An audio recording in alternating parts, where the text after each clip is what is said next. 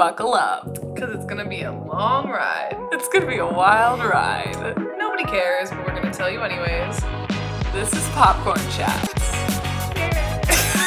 Do we need to clap? Yeah. Bring it back. 3, 2, 1. So delayed. Oh my god. Yeah. I really like your sweater. Thank you. It's from Shein. I was going to ask. I kind of figured it was. That's where I got all my new outfits. Yeah.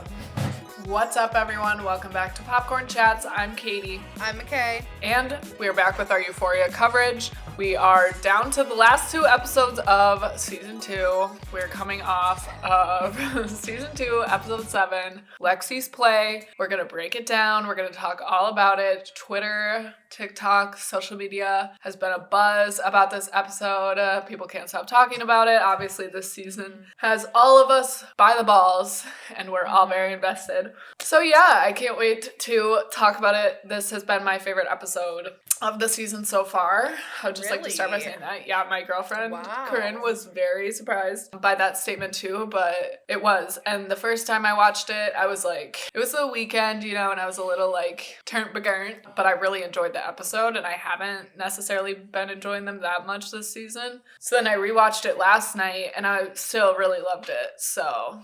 Well, good. I'm excited to talk about it. Yeah. But first, we must check in. Check in. Yes. Am I going first? Yeah, please do. All right. I'm doing fine. I had to travel. So it's Wednesday today that we're recording this, a little bit late because I had to travel for work. I traveled to St. Louis, Missouri. Only the second time I've ever been to Missouri. Literally never need to go back. No shade, no tea to residents there, but it's not it. Yeah. And I was stressed as hell flying back last night because, of course, I had a layover in Minneapolis and they were getting a bunch of snow all day, and Madison was getting like a wintry mix of like sleet and snow. People were like stressing me out, being like, I don't think you're gonna make it. I don't think you're gonna make it. And I'm like, I swear to God, if I don't get home, I'm going to have a full-blown panic attack. But I ended up getting home just fine, home with my babies, so all was good.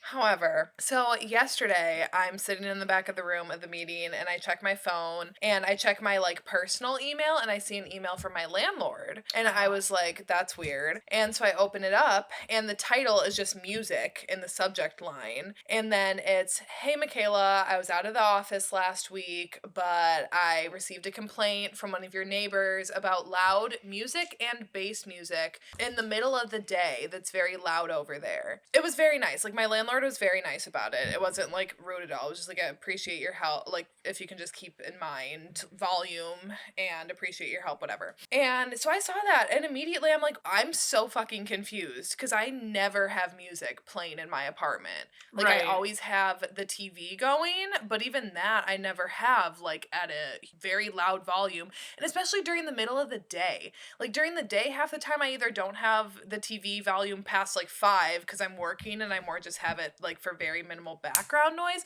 or I'm reading. And when then again, like I have it very low. Like I'm like, I literally don't know what the fuck they're talking about. Like I genuinely don't think this was me. And Katie, I know, I have an idea of which neighbor it was. So that's why I'm in this room. So I'm not by the wall that it's by. But I'm like in the middle of the fucking day and like music. I'm like, I literally don't even have music going. So I responded like obviously to my landlord apologizing. And I said like, I work from home and like I don't ever have music plainly ever, but especially during the day because I'm like in meetings or something. And she responded back and she was like, thanks for getting back to me. I'll let them know. Because then I said like, I'll keep in mind the volume when I do have anything playing. But I was like, I literally don't think this was me. So that's why like I'm genuinely confused. And also I'm like, sir, what the fuck is your problem with me? Yeah. Like, are you just that unhappy of a person? Because I hear you and your wife fighting all the time. I hear your 2 kids screaming all the time. And I'm taller than you. So I think you have short man syndrome. So I don't know what the fuck your deal is. Why you always feel the need to, I guess, make my life worse. Yeah, bro. Fuck you if you're listening. So rude that ass. set me off yesterday. Yeah, so then I texted Corinne and I was like, hey, just a heads up. Like I know that it wasn't like from her being here, just like the one night. Because apparently this was from like last week. But I texted her and I'm like, hey, just a heads up that my dick ass neighbor emailed my landlord. So if he like comes over or anything, just don't acknowledge. much. Yeah, really.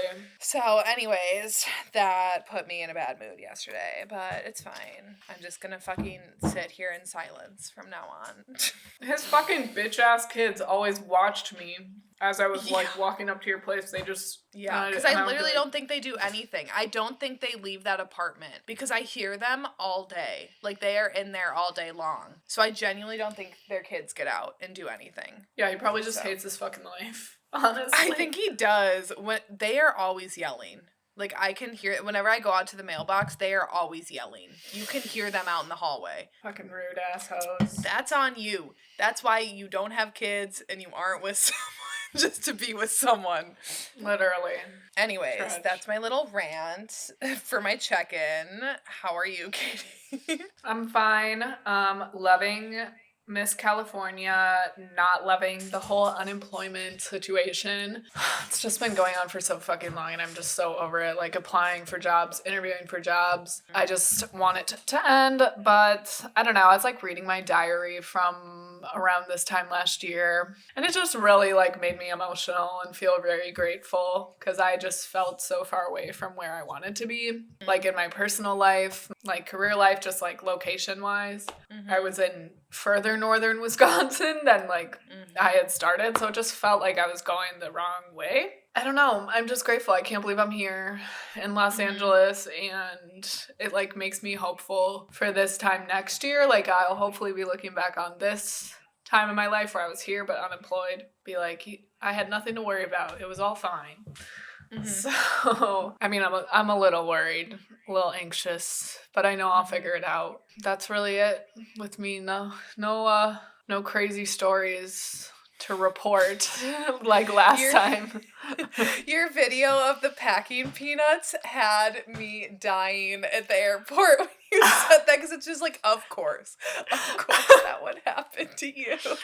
I forgot about that video. Yeah, that was so funny. I threw a bunch of like those stupid packing peanuts that they like. I had to ship a bunch of my stuff from home, and so I had to throw away a bunch of those fucking packing peanuts, and I like just threw them into the dumpster from the box. And then yesterday, when the garbage people came, something caught my eye out the window, and I just see like thousands of those packing peanuts like flying across my window, and I thought it was snowing. I was like, what the fuck? And then I look and it's all my fucking packing peanuts and they're like running around trying to get them. And there's so many like animals in my neighborhood, so I feel really bad. Like there's so many, I don't want to freak you out, but there's so many kittens. One of them, or not kittens, cats. And one of them came up to me the other day, was like rubbing its little head on my legs while I was on my walk. And then I like started petting it and it like rolled onto its back and like wanted tummy rubs. Oh my God. It was such a sweet kitty. They're just stray cats. I don't think so. No, I think Okay. I think they belong to people and they just like go around Outdoor this neighborhood. cats. Okay. Yeah. Thank God. 'Cause that would have been tragic.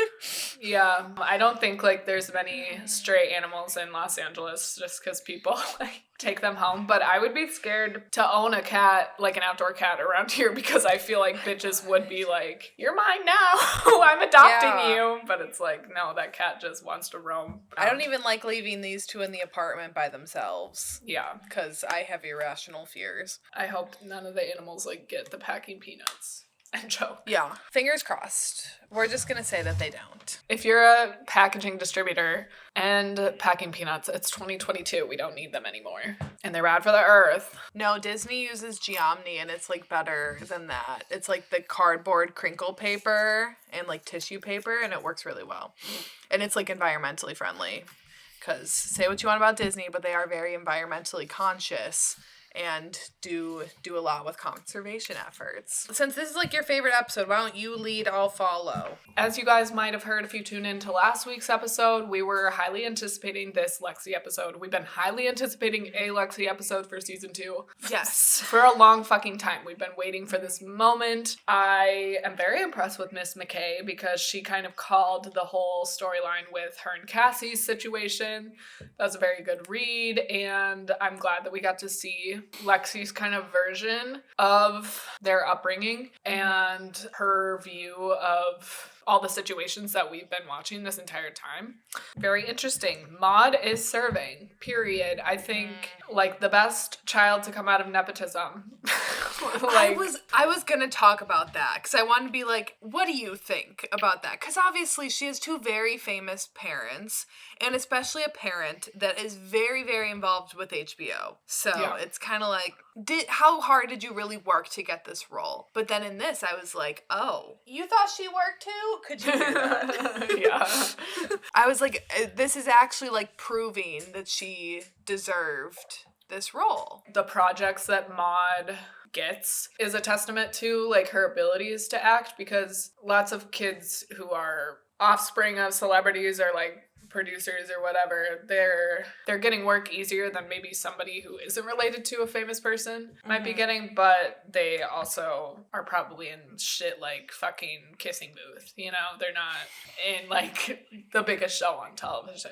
She's serving, period, and I loved her performance in this. I love the character of Lexi. I'm glad that Sam didn't fucking fuck her up. He's like, what, 2 for how many women are there in this show? 2 for... I'd say like Jules, Maddie, Cassie, Kat. Like, in my opinion, he's fucked all of those characters up. So. I would agree. I'd say the only 2 that he hasn't so far are Rue and Lexi. And Gia, but like we haven't had enough on Gia. I think it's more just like an injustice still for Gia that she hasn't had her moment to shine. So now I'm hoping for season 3 for her, since we kind of got like Lexi and Fez focused on in this season that we really wanted to. Now I'm really hopeful that season 3 will bring us the Gia content that we want. I was just gonna say that especially if Rue, depending on what season 3 brings, if she's on a bit of a better path, maybe then it's time for Gia to go down like a darker route. Yeah, and they definitely set up all that pressure that is being put on Gia. You know, with that episode where Rue was yelling at her mom and telling Gia that she needs to be perfect so that the mom feels fulfilled with her life. Super dark, but then also... This is jumping ahead a little bit, and we can get to this moment, but the mom talking about in this episode how she's giving up on Rue, basically. And if Gia were to find that out, I don't know how well she would take that, and I think she'd have a lot of anger at the mom and Rue, and just, like, Gia's character has a lot of opportunities, but I agree for next season. I think we're gonna get it in this season, and I don't think we should. There's way too many other things that need to be wrapped up, so don't start something with fucking Gia. Don't take up 20 minutes starting something with Gia in this last episode, please. Just wrap up what you've already fucking done. Yeah, because I have a list of everything that we still need wrapped up this season that we can go through at the end. I just had one note on that scene with Rue and her mom, and just her insight on Gia's life and how Rue is really clueless, you know, to Gia. How she's like, oh, Gia's doing great, and the mom's like, she's literally getting D's in school right now. Like, you think you aren't having that big of an effect on her, but you are, and you're having detrimental impacts on this family. At first, when the mom said, like, if I have to choose between having like 2 daughters or one, I'm gonna try to save the one, I was like, oh shit, that's like me. Like, that's gotta be so hard to hear. But also, I don't necessarily think it's wrong that she said that, because Rue needs like some tough love. Yeah. Like, this mom has been very patient with her, has been trying to do everything that she can in her power to do to get Rue clean. It's not working. So I think maybe that was like, hopefully got through to Rue a little bit. Yeah, hopefully. We'll see, I guess. But she looked healthy in this episode. She looked good. Yeah, it was really nice seeing her, like, smile and laugh. I appreciate Lexi a little bit more. She's, like, kind of the character that, like, everybody knows that she's been on drugs, so it's not like Lexi was really airing any of her shit like some of the other characters. I hope that it helps Rue realize, like, how she's treated Lexi and how she hasn't been the best friend to her recently, and helps her, like, appreciate Lexi a little bit more for being there with her throughout this whole time. And I don't know, I love Lexi. I can't say enough good things about her.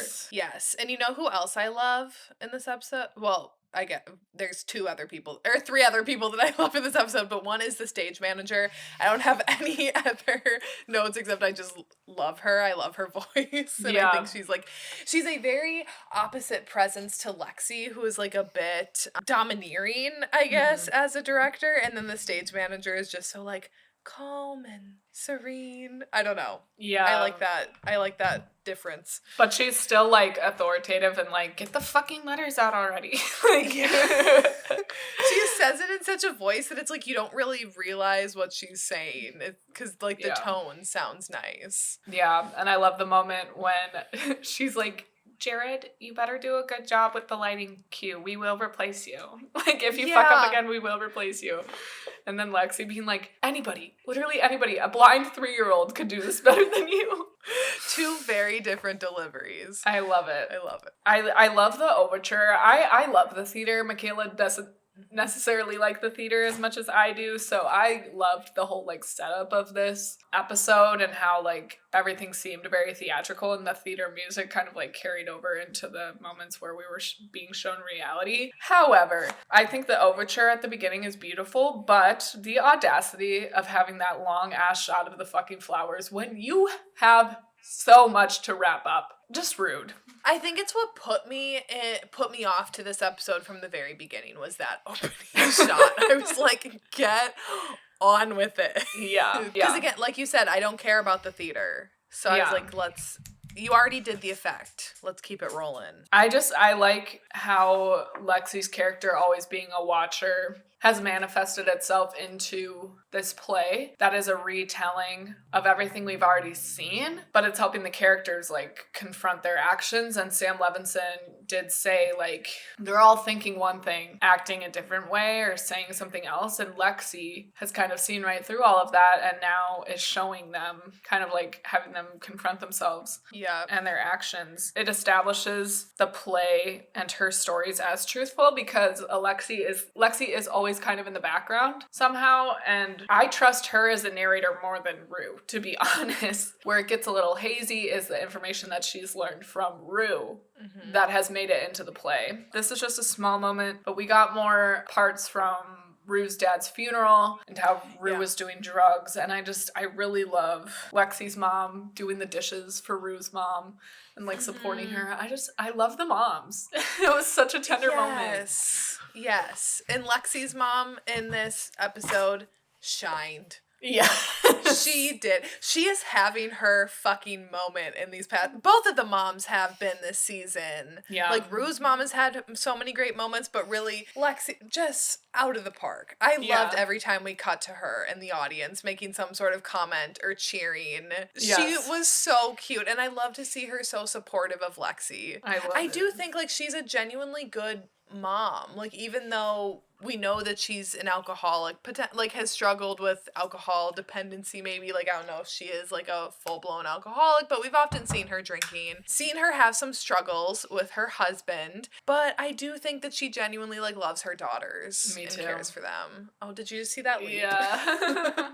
I enjoyed the transition when it was that flashback again to Rue's dad's funeral, but this time it's from Lexi's point of view, and she's kind of like going around and listening to all these conversations, which again really establishes her as that like watcher and observer. I want to know, like, how did you feel when it was the 3 different actresses outside of Rue's room, like the ones who played Kat, Maddie, and Cassie? Like, how did you feel about that? Because it was like the moms, and then like those were the real moms, but then it changed to those 3 actresses. So like, what was your thought process behind that? And then she tells them to stop gossiping, right? Yeah, but it's like not actually Cassie and Maddie, it's the actresses playing them. Like, it's their villains or whatever? It's their doppelgangers, their stunt doubles? Yeah.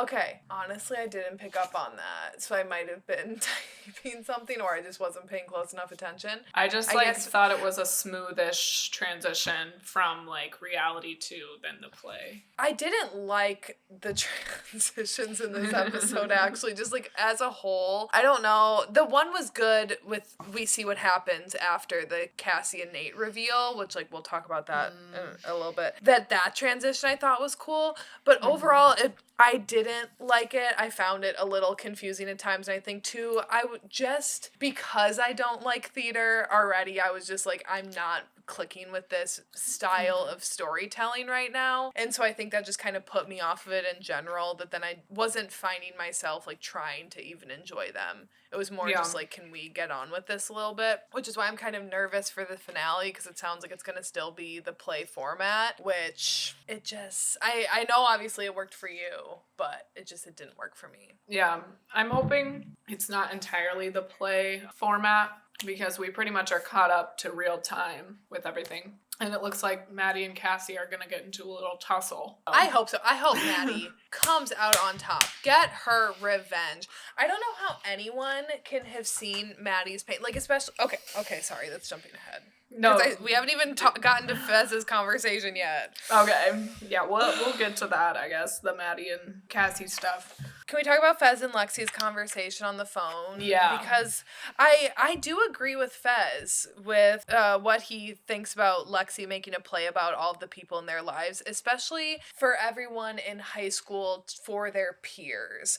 Like, obviously, Lexi, it's about her own life, so it's fair that she tells her side from everything that she's seen. But I do agree with Fez that it's like you're kind of airing everyone's stuff out there, and I do think in the format of it being for peers, and not like if you were like a grown-ups, like if you made a movie right now about all of us from back in high school that was out, I feel like that would be very different, because you know that not everyone from our high school is going to like watch that, see that, be present in the moment for that. But I was like, Lexi, you could get a little messy, and I didn't want to see her like exposing Rue's drug use or like really going in depth about that, because I'm like, that's not really your business, even though yes, you did like always see Rue using. Like, I didn't want her to kind of air that out. Cassie, I'm like, air her shit out with Nate. Go for it, because I feel like that's different level. But like with her abortion from last season, I'm like, I don't want to see that from like I don't want to see her exposing like the really personal things. Yeah. And I liked that Fez was kind of on the same page with that. And I don't feel like Lexi really did, except with Nate.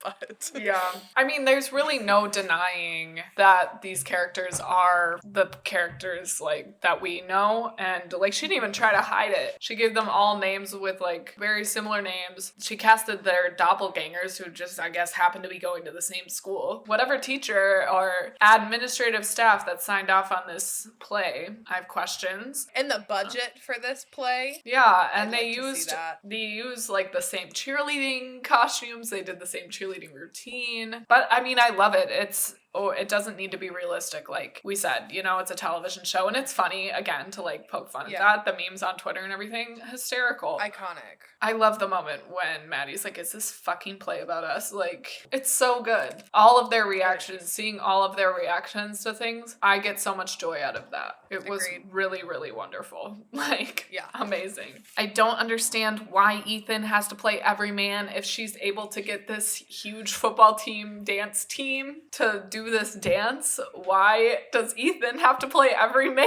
in the show? Ethan is the shining star of this fucking episode, in my opinion. I loved him. And I want to bring it back to earlier on in the season, Katie, when we played a game of Smash or Pass, and I said pass to Ethan. Ethan is a hard smash after this episode. I'm like, if I was Kat sitting in the audience, I would feel like a fucking fool. Because he was just so into it, so committed. He was so funny. I loved him in this episode. So secure in his masculinity. All those men up there grinding on each other. You better work, babe. Loved it. That is so hot to me. Nate saying that it was homophobic, get out, bye, have a good day. We can get to it when we talk about it, but like, yes, Ethan, I am glad that he was in this season, a part of the season. Any bad thing I've said about him, I do revoke. I still don't know if I would smash per se. It depends. I think exactly what you said about him, like, owning his masculinity and, like, being so comfortable and having such that range, that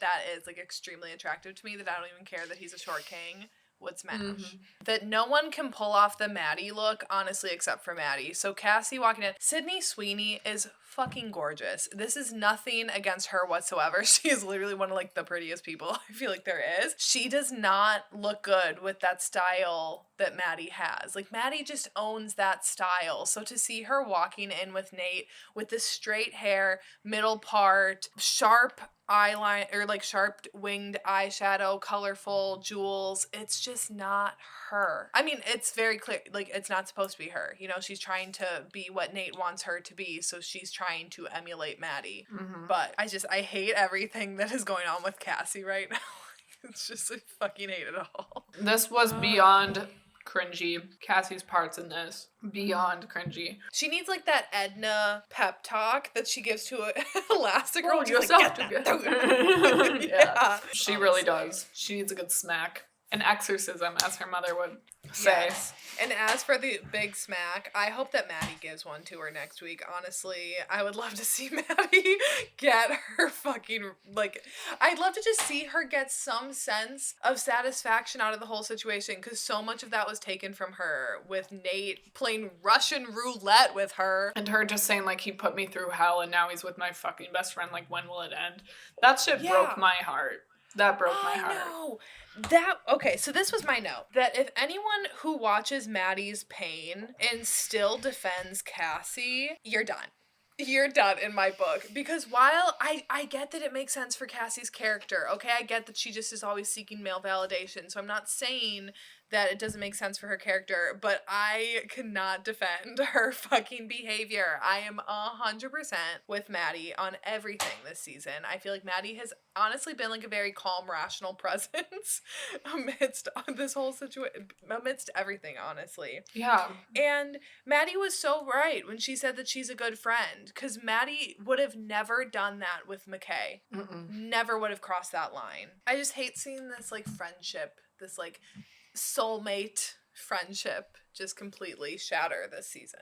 I hope in season 3 that this kind of gives way into them like reconciling and having a very satisfying like coming back together moment, because we've seen that in other shows, maybe not to this extreme, but like Brooke and Peyton comes to mind for me, where it's very satisfying when they fight and then come back together. Blair and Serena, the classic brunette blonde butting heads, fighting over men. The blonde always seems to win out. Don't really know what the fuck is up with that. Kind of fucking rude, but whatever. You know what I just realized though? And I don't even think it's just like brunette solidarity, but the brunette is I'm always on that side. I was always on Brooke's side. I was always on Blair's side. And I am always on Maddie's side. Same. Yeah. It is brunette solidarity. I think that's what it is.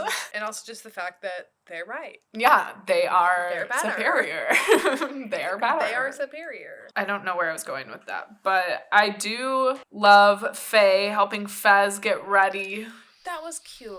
But also sus. Don't fuck with my boys, period. You better use those big ass lips to let them know something's going on. You better move those smackers into a warning for my boys, because I am not having a death of Fez or Ashtray, or we rise at dawn. I will take to the streets. Rise. Yep. I will take Sam to Levinson, the streets. there is nowhere you can go that you will be safe if something happens to Fez and Ashtray. Because out of all of the people on this show, for them being drug dealers, they are two of the purest characters that there is. And having his like shirt steamed, like you could just tell the extra mile that he was going to. And then when Fez is standing in front of the fucking mirror and he sniffs the flowers, I can't. He is so fucking pure. I just want only good things for sweet baby Fez. Like, girl, everyone. Fucking same. The part when he was like on the phone with Lexi and he's like, now that's what I call a quandary.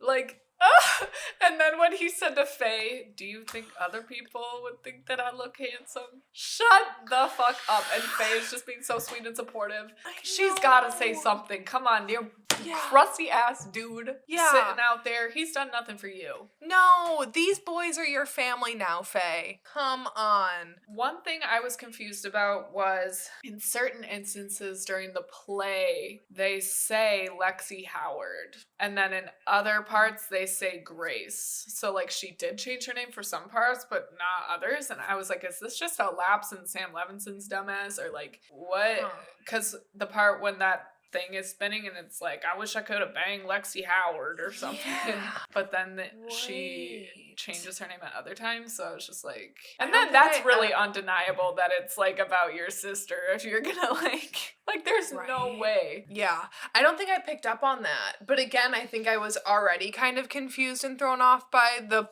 like lines between the play and reality at times that I don't think I ever noticed that. Yeah, it's just weird. But Lexi did say a line, and immediately I was like, this is Katie and I. This is Katie and I. And it's when Lexi said, I feel like I live most of my life in my imagination. Because, bitch, if that ain't true for us. Relatable, yeah. All day, every day. That's what writers do, though. I mean, you take your everyday life and you go home, or even while you're, like, living your current life, you're, like, imagining other things. And that's literally my entire feature screenplay is just, like, the person I wish I would have been in high school, really.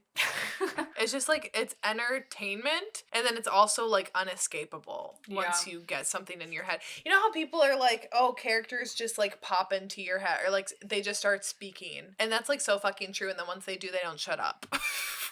Yeah, very true. I feel like every character I've ever written has been based on a real person, but like it's always, but it's not. At the same time, it's very like embellished and imagined, and the real person is more of a jumping off point. But in Lexi's case, these are like fine details that are very like undeniably. It's undeniable. Yeah. Also, Katie, do you see Dory Ray? Right there. Yeah.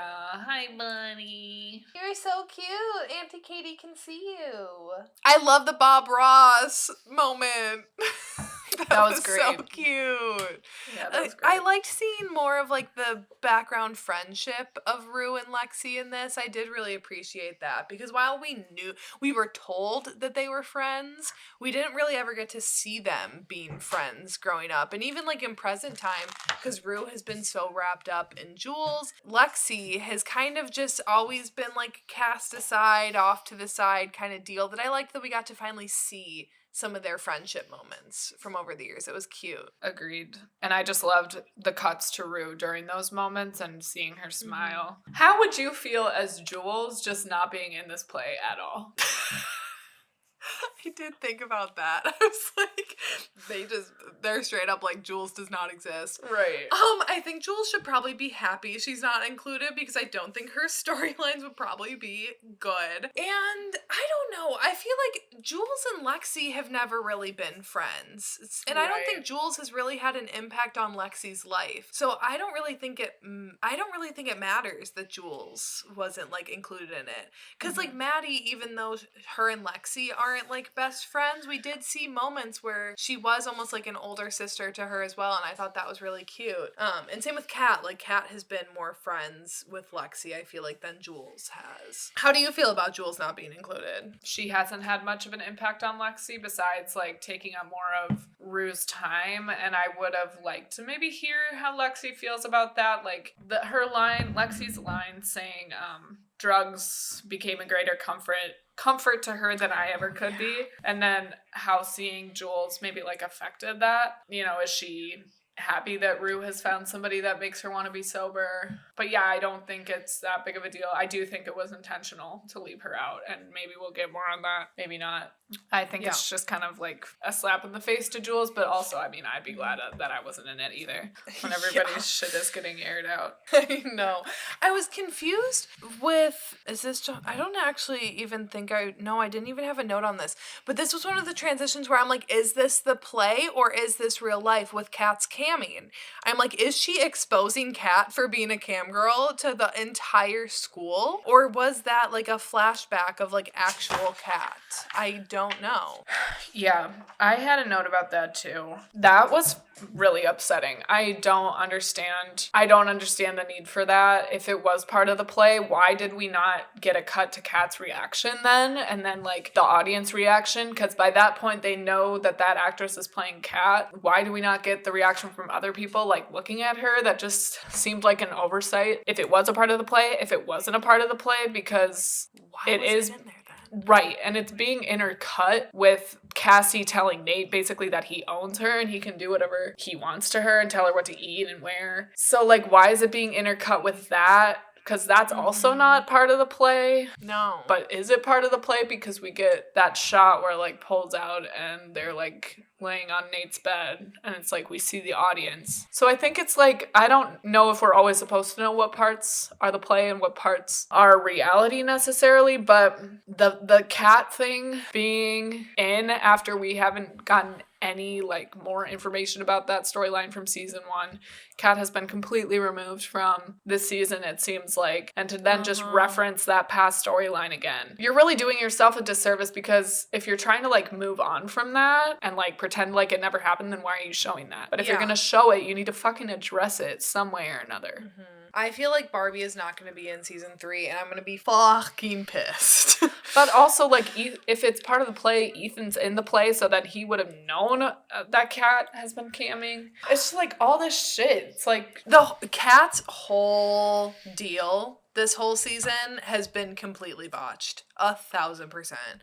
Sam Levinson, I will never forgive you for destroying, like, a great, great character. Yeah, absolutely. And so much potential. Moving into the transition where we had that kind of, like, flashback moment to Marta and Hallie, where Hallie, like, invites Marta to stay in bed with her, and then we get the transition to see what happened after the bombshell dropped in episode 5, which thank God we got that moment. I wasn't sure we were going to get that. That's why I was so furious after episode 5 and episode 6. Just it seemed like Maddie's voice was really stifled, and we needed that moment to see her reaction to what Cassie did and what she said to Cassie. So I'm really pleased that we were able to see that. Yes, Alexa Demi did such a good job in that scene. And once again, I'm just like, Cassie, your bitch ass doesn't even, like, feel bad. Like, you don't even care about Maddie in the slightest. Your only concern is about Nate. When Maddie is, like, genuinely mourning this betrayal. And, like, we see that on her face. Oh, my God. I'm glad that we got that, too. I'm glad that we got that scene. Ugh. And she was a coward, and I'm glad that she got called out for it. I think the only time we really get to see any remorse is when when Cassie has to confront, like, her own actions by watching them play out again. But she's not even, I guess, Lexi isn't including that part in the play. Like, the whole cheating situation is more just the tender moments between her and Maddie that she's rewatching. And that moment that she goes into the bathroom and is, like, crying, but then, like, smiling. Emmy potential. That was so good. I would love to see Sydney Sweeney and Jacob Elordi star in, like, a psycho thriller. Ooh, I think they would both do very well. I'd be interested to see them outside of these roles acting together, because I've said before that I feel like they aren't their best selves when they're in a scene together, and I still agree with that I would like to see them maybe in different characters playing together, see if it works better. Yeah, for sure. I was just gonna say that I totally agree, though, about that scene in the bathroom. Yeah. And, like, even though Cassie's character I very much dislike right now, Sydney Sweeney is still absolutely killing it. Yeah, also I just want to go back to the scene where the family is dancing in the living room, and I loved being able to see the mom's reaction and Cassie's reaction. That was very sweet. This was kind of a heavy portion of the episode, and I'm going to just insert a trigger warning right here about, like, sexual assault and all that stuff. Skip ahead a couple minutes if you're sensitive to this stuff. So the part where it's Nate, Maddie, Cassie, and it's, like, spinning around and it's changing who it is and who's who, and we get Nate looking at his own reflection and then turning around and seeing somebody, I don't know, but basically I took that as when it's Jules who grabs him by the neck and, like, hugs him. Do you know what part I'm talking about? Yes. I took that as, oh shit, he's not dressing her like Maddie, he's dressing her like Jules. Because he put those stockings on, those pink fishnet stockings on her, and then he, like, ripped them from behind. And then it was right after that we saw that it's Jules who comes up and hugs him from behind. And Jules doesn't look like that anymore. No. So he's, like, dressing her like Jules circa season 1. In that scene, yeah. So for me, that was kind of like an oh shit moment. I just have a hard time believing that he, like, genuinely loves Jules after all the shit that he did to her. I don't know. I feel like any of his intentions, like, any of his feelings towards other characters, I have a hard time believing, because it's just like, is this all a game? Like, unless it's from his direct perspective. And even then, I don't know how to read Nate anymore, because I feel like he has gotten even worse this season in terms of, like, unpredictability and manipulation. That, like, I genuinely thought that he loved Maddie, because from the first season, like, I genuinely thought that he did, and then after the shit that he's pulled, it's like I don't think that he ever did. So then I don't know what to believe. I'm wondering if Nate got molested by Cal as a child. Because here's my basis for this. So we have that moment when Nate is like pinning all these girls down on the bed, and it's kind of like a recreation of the tape between Cal and Jules. And then when we cut back, it's Nate on the bed looking terrified and Cal leaning on top of him, which was a very disturbing part, and I didn't like it. But it was a nightmare. Here's where I wonder. I feel like that actually happened to Nate when he was a kid, and we're obviously not going to have molestation scene. I think that would probably cross the line even for Euphoria. I would fucking hope so. And I don't necessarily think as an audience member I need like full confirmation that this happened or not. I also have issues like that just kind of ruins Cal's character in the episode that was dedicated to him and his sexuality. Like that just kind of is a waste of an episode then because he's a monster. Yeah, because then it's like nothing for him is redeemable. In the episode last week when Nate and his mom are talking and she says, "You stopped kissing your dad. I noticed a dark cloud come over you when you were 8 or 9. Nate didn't find the tapes until he was 11. So this whole time we're assuming that Nate is fucked up because his like introduction to sex was watching his dad have an affair basically with men, young men. Yeah. That's enough to fuck somebody up, but Nate is like mega fucked up. Like he's holding a gun to his head and pressing his forehead up against his ex-girlfriend's face. Another thing was when in the first season, when Cal was on top of him and like pushing him down. Oh, and he had Nate's that reaction freak out to that. That was like the only time that he's ever had like a very visceral reaction to anything. Because normally he has that kind of like calm, cool, cold rage. Where that was like explosive tantrum kind of reaction. And he hates his dad. Like he hates his dad so much. I'm kind of feeling like he might have been molested by his dad. Yeah. Can you get out of the way for this serious conversation? Dorian, come on. No one wants to chew your butt right now. Come here. I think he's just attention deprived. I did think that scene was weird. Like alarming in the episode, the whole like Nate switching around, like the whole Nate, Jules, Cassie, Cal, whatever, was very weird. But I guess my mind didn't immediately go there because I think of what we've gotten from Cal. But now, as soon as you said that, then I immediately then went back to that conversation that Nate had with his mom and was thinking like about the same exact lines there. I don't know. There's got to be more to Nate and Cal's relationship than what we've seen. There has to be more stuff that has gone down. But whether it's that, like, I don't know. I don't think then that they would have done that whole episode for him. Yeah. If that was the case. But I also see how that would make sense. Like, it makes complete sense. I think everything makes sense about that except for the fact that we had an entire episode dedicated to Cal. I'm wondering, do you think maybe his and Cal's beef has something to do with the third son? And that we haven't explored that yet? Yeah, possibly. Yeah, I don't know what to think about that. Because on one hand it makes sense and on another hand it doesn't. I only have two one-off notes before we get into the big finale. Which is one, I'm just glad that Jules destroyed that disc and therefore that storyline is done because it already flopped. That I'm glad it's just over with. Any comment? Same. No, okay. Agreed. On the same page. And lastly, Rue's facial expressions throughout the play. Like you said, like it was nice to see her smiling, but then it was also nice to see her being like, when other people are getting like called out and things. Excuse me. That even though Rue was not a huge part of this episode, what we did get of her, I really enjoyed. I loved the part when like they give the boys the standing ovation and Rue's just like following the crowd. Zendaya 100%. Is perfect. Serving, even though with no lines, she is still serving. I literally don't think that she can do wrong, like, ever. Mm-hmm. She's so good at everything in this show. And I love that we didn't get Elliot in this episode. He's unnecessary, and we didn't need him. Yeah, bye. Have a good one. I just have the number and then the outstanding items, but that we'll get to at the end of the episode here. But let's talk about the big number. Ethan, my fucking superstar. Yes, he brought his all. The moment where him and Lexi are like, ah!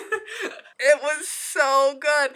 So we got a music number in the first season, which I wasn't expecting, and still this didn't top that. Like Rue's number at the season finale for season 1. It can't be topped.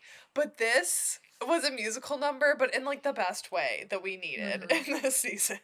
It's so funny because, like, I've been talking to people about this scene, and I think it's a common sentiment, or like everybody kind of feels this way, but no one really talks about it and like sheds as big of a light on it as this play just did. That Lexi just like roasted the shit out of these dudes. But like, football is very gay, and like, male locker room period is just very gay, and like they're always slapping each other's butts, they're always pretending to grab each other's dicks. Like, you remember the guys in high school, like everything, like how fucking weird they were sending each other pictures of their dick, like sending everybody pictures of their dick. I don't want to see your dick. No, literally no, and I'm straight and I don't even want to see that.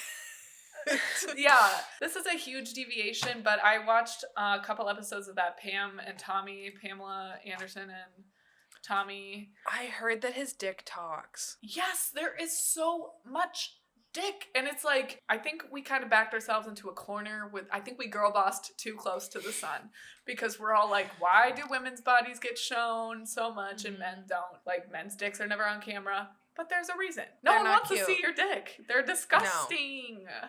Yeah, it's not cute. You can't run away from it in Pam and Tommy. It's everywhere. I heard about that scene. I haven't watched the show yet, but I heard about that scene where it like has a conversation. Yeah, it's not lovely. So yeah, anyways, back to this glorious performance. My jaw was on the floor from start to finish. Yes. The audience reactions, amazing. I loved watching people laugh at Nate. Even like before this too, like other scenes with Nate, or not Nate, but you know that it's implied that it's Nate. I loved seeing people laugh at him and him getting so uncomfortable. It like fueled something in my soul. I'm like, I love seeing this man be fucking embarrassed in front of everyone because he is garbage. It was kind of that moment we've been looking for, I feel like, where we're all like, you all know how shitty of a person this guy is. Why can't we all collectively acknowledge that? And Lexi's probably been thinking the same thing this entire fucking time as the watcher and observer that she is. So she's like, you know what? I'm gonna show this dude for what he really is. Like, I just don't think that Lexi knows the extent of Nate's sexuality situation. I don't think anybody really does besides Nate, and even he probably doesn't know. Did Lexi learn from Rue about the Jules situation? Does she know about the dicks on Nate's phone from Maddie Cassie or Kat? Or is she just like the rest of us who have always had our suspicions that football and the most homophobic guys are a little fruity and a little gay and a little obsessed with each other, and that's fine, but don't be hateful and mean and psychotic to other people. Yeah, it was an interesting conversation online. I feel like I didn't honestly even see a ton of tweets because then I was like so busy and off Twitter on Monday and on Tuesday. But I know I saw one originally who was like, because Nate was like, that was so homophobic, and like I was curious to see what people's reaction was to be about this, like Lexi calling this out. That, have you seen anything, or like what's your perspective on that? I think the entire play is a satire, and it's making fun and exaggerating these characters, like having Cassie drop down in a like Galinda like fashion, yeah, bubble. But yeah, I didn't find it homophobic. I thought it was funny, and I don't know what would be homophobic about that. I think it's funny that he's like hiding behind that word, I guess, or like using that word in that context. I was like, is this gonna sound bad? But I'm like, I don't feel bad for him. Like, I don't care that this happened because he is such a he's done such horrible things to people that at this point I'm like, for one bad thing to happen to you in the scheme of everything that you have done to other people, I don't care. And also, like, was it even like a direct call out to Nate, or was it to like the football player, like in general? Like, I don't necessarily think it was like hyper targeted. Like, yes, I think people knew that it was like Nate, Nate, but also I don't think it was like Nate Jacobs is gay to like everyone. I don't feel like that was the message behind it. Yeah, I think his reaction gives it away more than anything. Like, if he would have played it off, people would have been like, oh, that's funny. I think it's just, it's a satire at the end of the day. I think, like, it can be taken as a funny joke, and Lexi was concerned about people's reaction to this play, rightfully so, I think. Yeah, I mean, she even gave Ethan Nate's scar on his forehead, which was kind of like, bro, we don't need to be doing all that. But yeah, I don't know. I thought it was great. I loved it. I have no qualms. And I loved Lexi from behind the scenes, like, watching the number. And I did see one tweet where someone was like, this is the second best use of the song.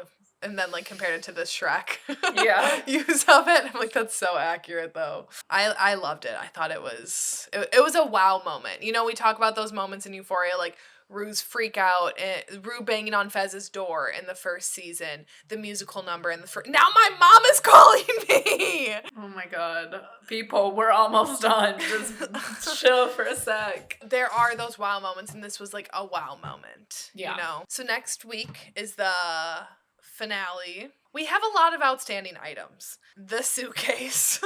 We have, like, a drug dealer. Like, a very scary bad drug dealer that is supposed to be after Rue. Yes, where is Bird Lady? The third brother. What is the deal with that? Okay, this is more, like, it's not an outstanding thing, but I'm like, let's not do this. And let's not blow over Maddie's trauma of being threatened with a gun. Like, are we just gonna pretend like that was just a regular Wednesday night and just keep on rolling?